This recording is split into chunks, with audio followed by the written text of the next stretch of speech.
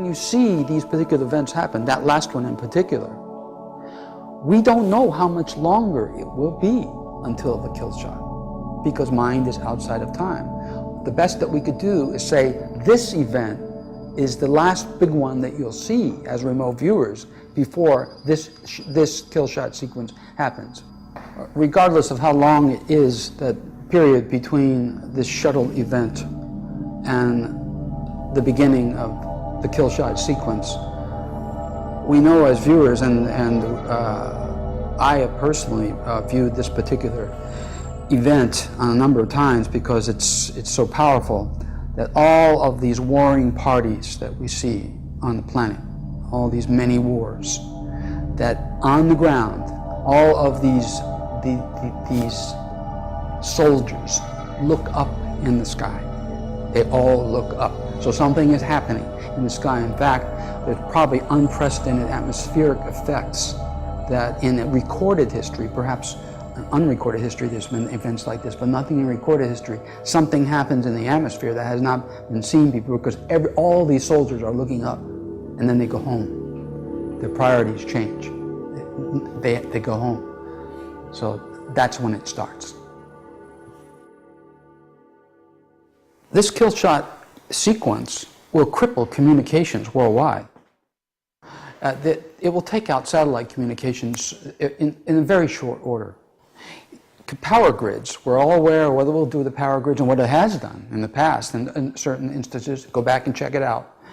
Power grids will go down. There's many people over many months of time, and throughout the world will have no power. There are cities without power and communication.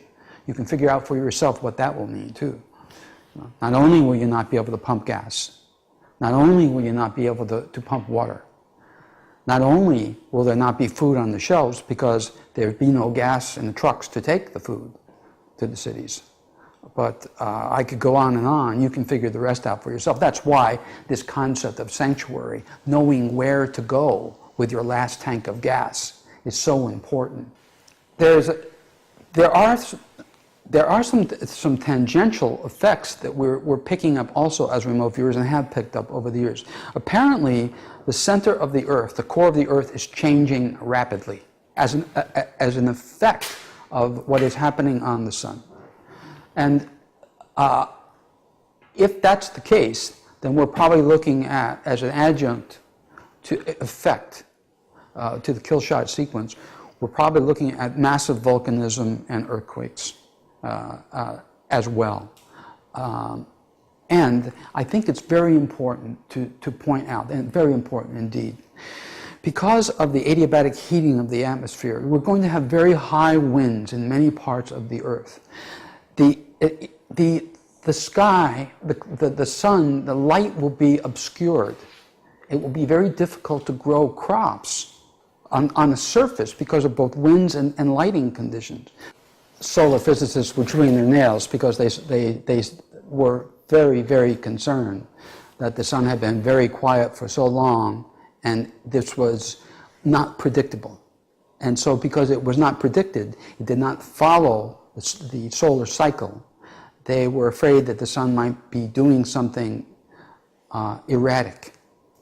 And that's when we began to see in the press and the news all these warnings about what major solar flares would do to the planet, to communications, to power grids, etc.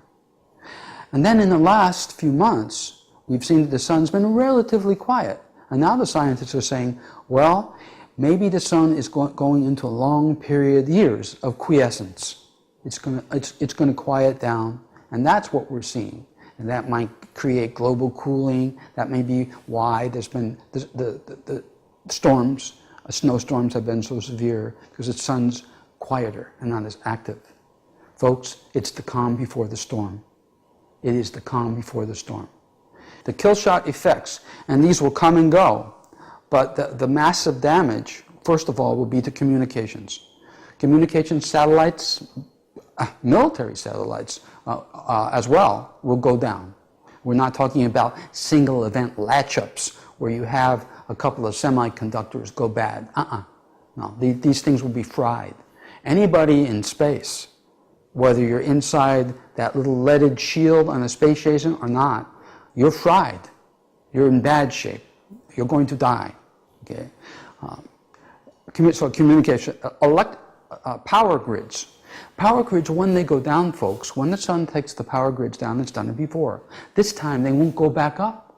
It'll be months and months, if not years, to get power grids back up and running. There's going to be no power. Okay, so you'll need some. If you live in a place where it's going to be cold, you're going to need fuel to stay warm. So there's a lot of planning to do, folks. I would encourage you to start now, if not yesterday. I also want to point out that there's going to be most probably unprecedented geophysical events when this kill shot sequence starts. Earth can only take so much of protons hitting its magnetosphere, and on top of that, you're going to have X-rays that will be at Earth in 10 minutes, right? Now, we don't know how powerful those X-rays will be, but we do know that those protons will be extremely powerful, that mass from the sun. So we're looking at anywhere from 24 to 48 hours, perhaps, sometimes longer, depending on the velocity of the flare itself, before that actually impinges upon Earth's atmosphere and begins to heat it up. When the heating occurs, after that's done, that's when the power grids begin to go down. That's the X-rays themselves will take out satellites if they're powerful X-ray flares.